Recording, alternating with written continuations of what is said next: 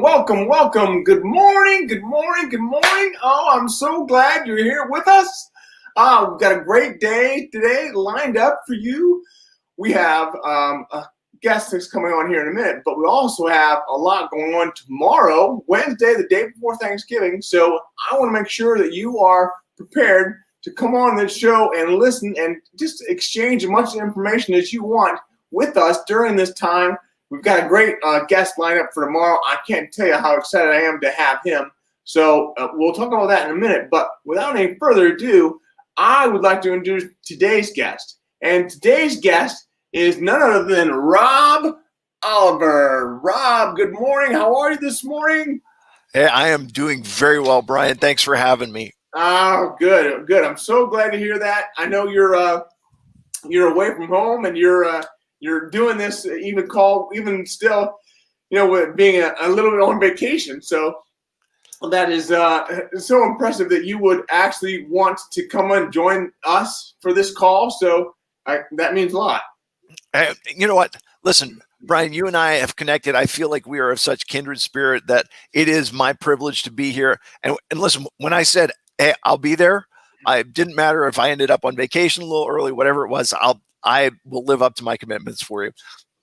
Well, that is awesome. So tell me a little bit about, now everybody knows your story, I think, but if you would just kind of recap that for us, because we've got to get a good impression of where you are, and then we'll come back. I'll come back, and we can go a little bit further into that.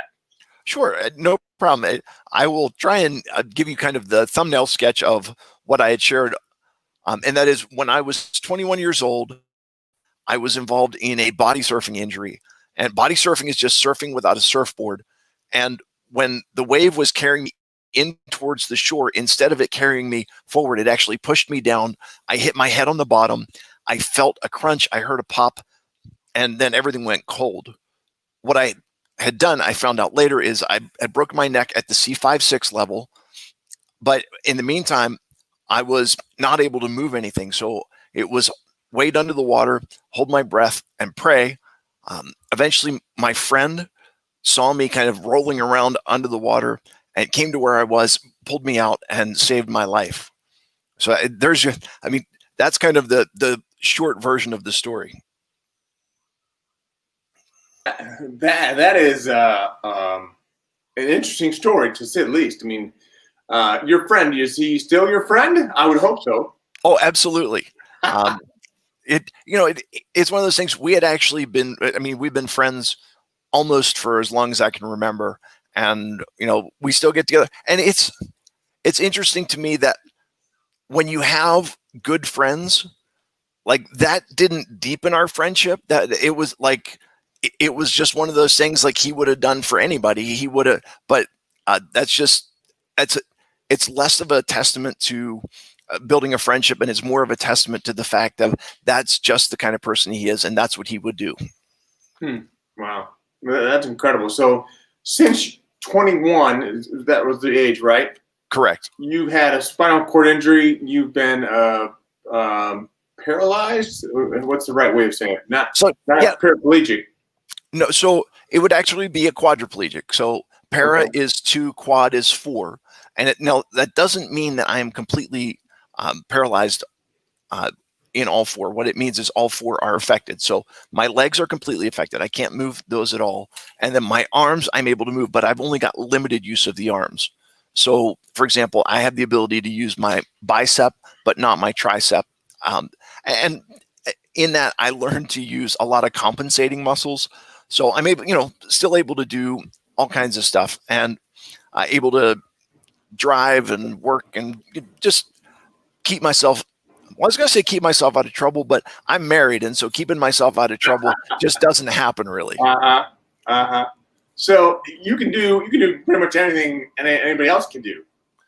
Yeah, and that's actually, it's really interesting, Brian, because the concept of a vision alignment is what I got when I was in rehab, going to see my occupational therapist. And my occupational therapist, I went in with the expectation of she would explain to me what I'm supposed to do. And what happened was she came in and said, "What do you want to do?" And I said, "Well, you tell me what I'm supposed to do, and I will live up to whatever those expectations are." And she said, "No, you tell me what you want to do, and I will work with you to accomplish that." Now, here's the key part. She said, "You may not do it like you used to do. You may not do it like everybody else does. It may take a lot of creativity and perseverance, but if you set your mind to it, you will be able to accomplish anything." And that really changed my whole understanding. It, instead of it being if I was going to do things, it became when I was going to do things. And I really think that's kind of that visual realignment that happened at that point and made a huge difference for me. Yeah. So that's appropriate for me right now, because I'm working through some stuff on my own. You know, where I have a numbness in my entire face, my tongue, my lips, everything is numb. So I know that life is going to change for me in the next, I don't know how long. It could be a year, it could be a month. I'm not sure, but it's great that you've been able to get through what you had in front of you to be able to see there's another side. And that's really, for me, seeing the other side is something that's really important to it. I can't do that right now with my speech, but I have been able to do that with my my sight. So it's just another thing, another another issue that I have. But I'm encouraged and inspired by hearing words like yours. Listen, here's the thing, and that I find interesting. A lot of times people talk about overcoming adversity or something along those lines, and I haven't conquered my quadriplegia, right? Like it's still there. There's nothing I can do to change that. But what I can do is change the way that I interact with the world. Okay, so in the same way, the circumstances that you're going through, it may be something that you can't conquer in terms of you can't stop it. You can't, whatever it is, it's going to be something that you have to deal with. And I think that's really, important for all of us, because all of us go through those circumstances that we can't change. All of us go through experiences that we can't really, for lack of a better term, defeat them, because it's there. It happened.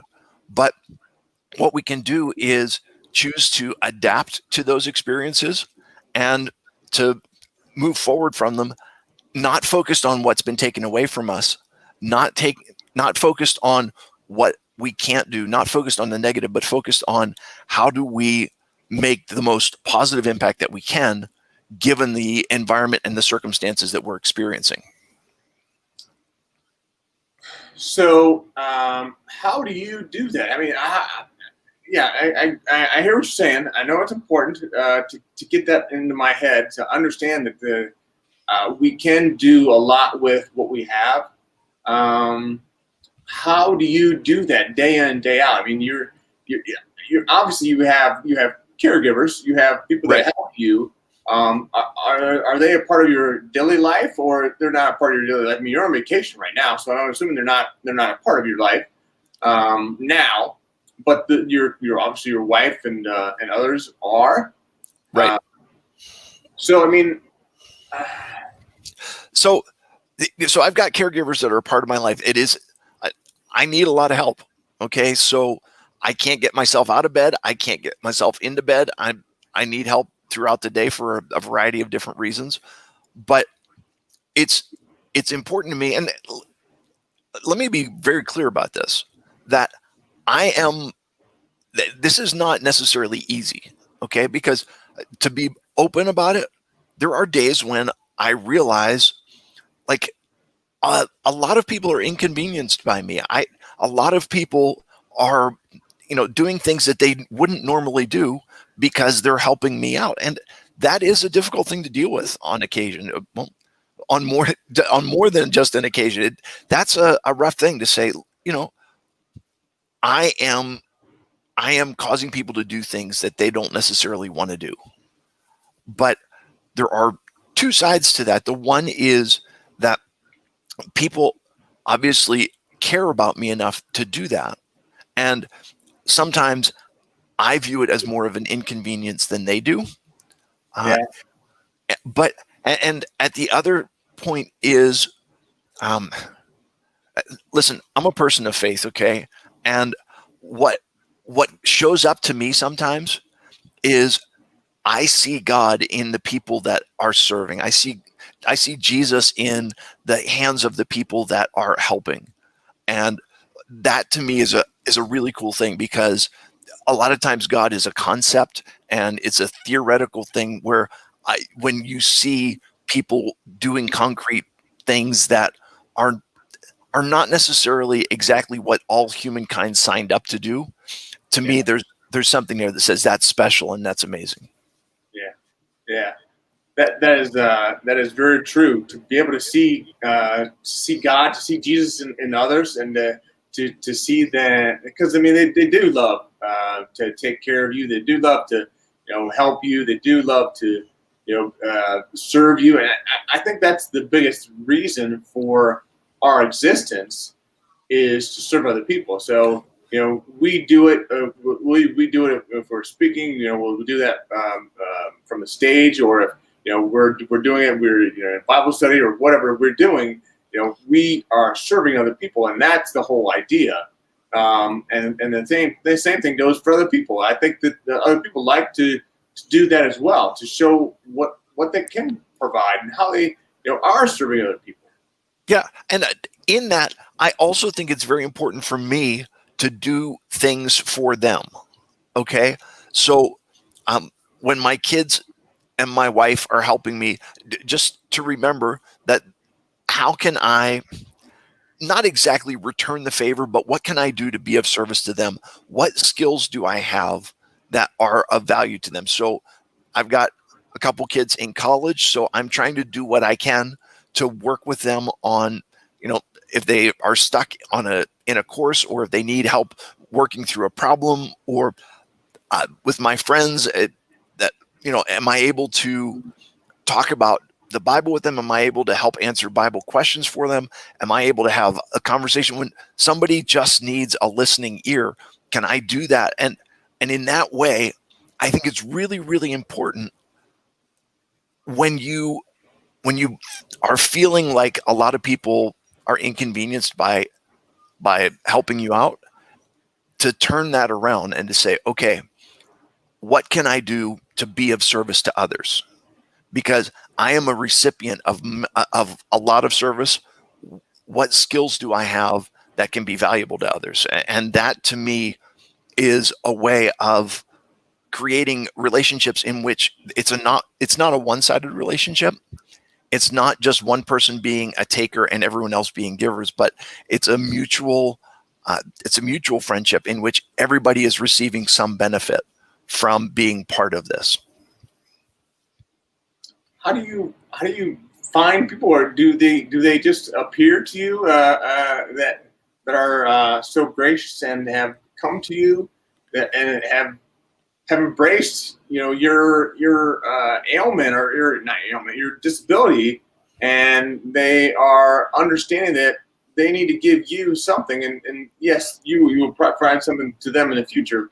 How do you find somebody like that? Well, it's interesting because it's kind of, it reveals itself. Okay, they reveal themselves in terms of. Let me give you some examples to go back to my experience right after my injury. I'm 21. At 21, I've got tons of friends. I'm working several different jobs, and so I've got all kinds of contacts and all kinds of, all right. And when that happened, when my injury happened, the line in the sand between who are my friends and who are the people that I know became super obvious. What So, That's uh, incredible. so there were a lot of people. I was working for UPS and in their airport facility at Philadelphia, and so there were like 20 guys that worked in my area, and I actually worked in a couple different areas, and so there were probably 100 people that were my coworkers there. And out of those 100 people, two of them showed up. Two. And one showed up twice and one showed up one time. And I was in the hospital for 6 months. And I was in the hospital in Philadelphia, not far at all from where that was. And so I realized those are people that I know. But my girlfriend at the time, she actually took independent study from school. She moved into my parents' house and came to visit me every single day. Wow. Right. Yeah. That's a committed relationship. Okay. I had other friends who were coming in to visit me every weekend, or, there were people that were coming in and making that connection. And those were the folks that helped me realize that, this is what friendship's about. And the cool thing was that they would come in and we would all talk, and they would tell me afterwards, we came in to cheer you up and we felt better leaving than we did when we arrived. All right. And that I didn't do that on purpose, but it was a matter of just connecting with people, building relationships, and it not necessarily being where, it's all about my disability. It's all about being friends. It's all about connecting. And when you do that, the relationships kind of take care of themselves, if that makes sense.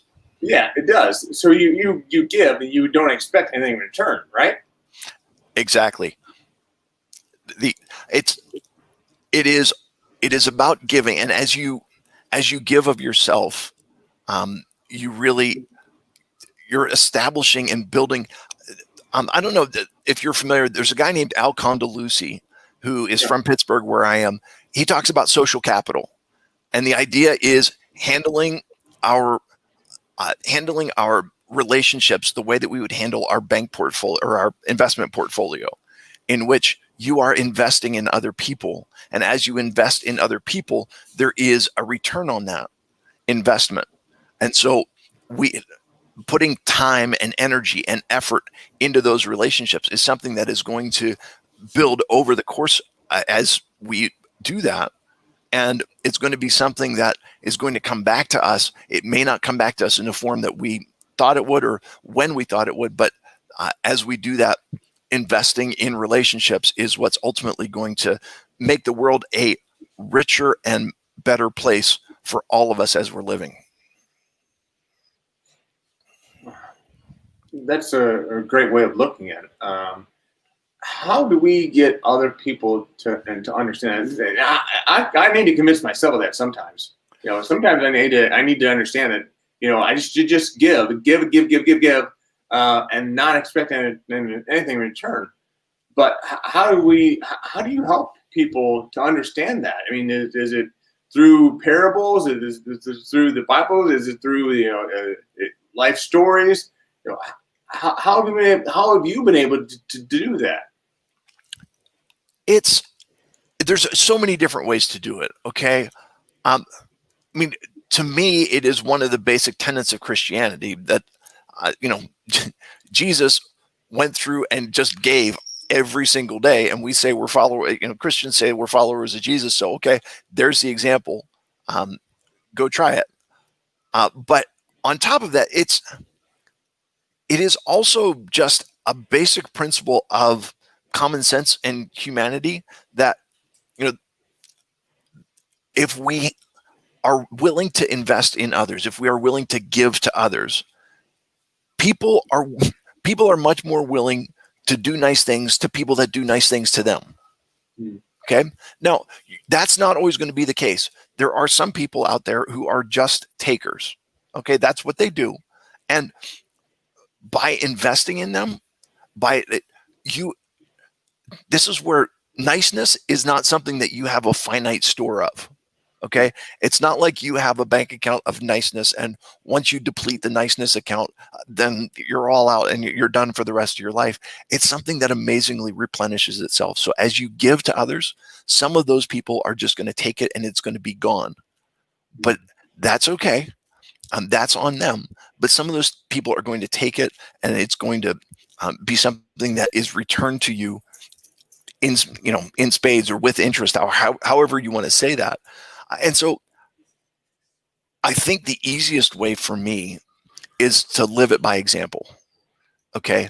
And you telling people to do something, it's not as powerful as when they watch a real life example of somebody who is out there and somebody who is sharing and giving of themselves and making an impact. And then when they see that, at some point there's going to be someone who says, like, how does that work, or what's going on there, or I see what's happening here and I want to do that too.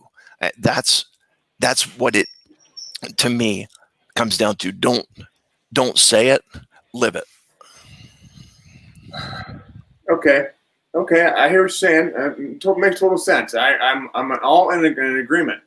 Can you show me or give me tell me an example of where you've seen that in the past year? I mean, this is a great year for being compassionate to other people. So, where have you maybe seen that crop up in the last, I think it's 10 months now? We've been going through this pandemic. So, we need to understand that there are instances of this all around us. We may not realize it. So, yeah. So one of the prime areas that I've noticed this is in my kids. Okay. So we, as a church, we do a lot of work with kids that are from underprivileged backgrounds in the inner city. Our church is right near McKeesport, Pennsylvania, which recently made the top 10 list for most violent cities per capita in the United States of America. Wow. Okay. Yeah. That's the background. And we're bringing these kids in, and these are kids that are coming from impoverished backgrounds with, behavior problems and all kinds of different things. And as I work with these kids, my goal is invest in them, build relationships with them. And to me, I feel like it's disingenuous for me to try and discipline a kid whose name I don't know. Okay. I want to learn who you are. I want to establish a relationship with you. And when I ask you to do something, I want you to do it not because I told you to do this and I'm an adult, and I want you to do this because you know who I am and because we've worked together. And that's the compelling factor. Okay. So in doing that and in working that way, it has been really refreshing to see my kids are working with these young guys, these young girls, and they are mimicking that behavior. They're doing that same thing where instead of it being, like, shut up, sit down and listen, it's a matter of, okay, let me sit beside you. Let me talk to you. Let me learn about your cat and what's important to you. And as I find out what's important to you, and as I build that relationship, and the amazing thing about that is that I'm watching the kids then develop. And my son actually has decided that he is taking a gap year from school. And in that gap year, he's gone off to do mission work and working with immigrants. And, and that's where that service mentality comes in. And it wasn't something that I ever told him, this is what you should do with your life. And I think, it's between him and God and everything. But there's part of that comes from the example of serving others. And as you see that and what it looks like in reality, it's something that's going to have hopefully a positive impact and be part of the decisions that those kids are making. Wow. That's awesome. So where's he taking his mission trip to? It's interesting. He is actually right here in Florida as well. Yeah. So he's down in the Bradenton area. He's working with both the Hispanic population and there's a Haitian population here. And he's working with them, teaching them, helping both populations to learn English. And he's learning a little bit of Spanish along the way. So it's pretty cool. Huh. That is cool. Very cool. And you have another child, right? One other child? So I've got two. They're triplets. So I've got a boy and two girls, and the two girls are both in college up in Pittsburgh, and they're still living at home, which is fantastic. My son was the first one to move out, and I haven't quite adjusted to that one yet. Huh. Yeah, that would be hard. Yep. Interesting. Yeah, and I keep telling him it's only a gap year. You've got to come home, buddy. So where do you live when you're on a mission trip like that in Florida? Are you just churches or something? Really cool story, and that is my brother-in-law does a lot of work. He was actually, he's a full-time worker, and he goes out, and he was in Montana for a long time, and he was working with a group called the Hutterites, and then they had some contacts that were down here in Florida, because everybody is smart enough to know that when it's wintertime, you don't want to be in Montana, you want to go somewhere warm. So he ended up being down in Bradenton area. So he's actually working with my brother-in-law, who would be his uncle. So it's kind of a cool thing. Huh. That is a cool thing. So your brother-in-law has a place then around here, yeah. around there. So he's got a place down in Bradenton, and yeah. Wow. Really nice. Yep. That is awesome. Very, very cool. Yeah. So that's interesting to learn. So I know we're kindred spirit. I know we have a lot to share with each other. We have a lot in common, like you've all said. I wonder, where do you see this, not a relationship going, but where do you see this this contact going? I mean, there's so much that we can provide for each other. I know it's important for us all to understand that. So the listeners that are listening, and again, if the listeners are on listening live, put in hashtag live. If you're listening on replay, put in a hashtag replay. Any questions you might have, please list them, and we'll answer them as we can. But before we go in there, Rob, I want to make sure that the listeners also know that they can share this. And I would love for them to share these videos with other people, get more people to subscribe, make this a much larger community than even what it is already. So it's been phenomenal to get to do that. So anyway, Rob, back to you. We've got about 2 minutes left here of our time. So tell me, where do you see us going, in these videos we've done with each other, podcasts, and being able to share so much with each other?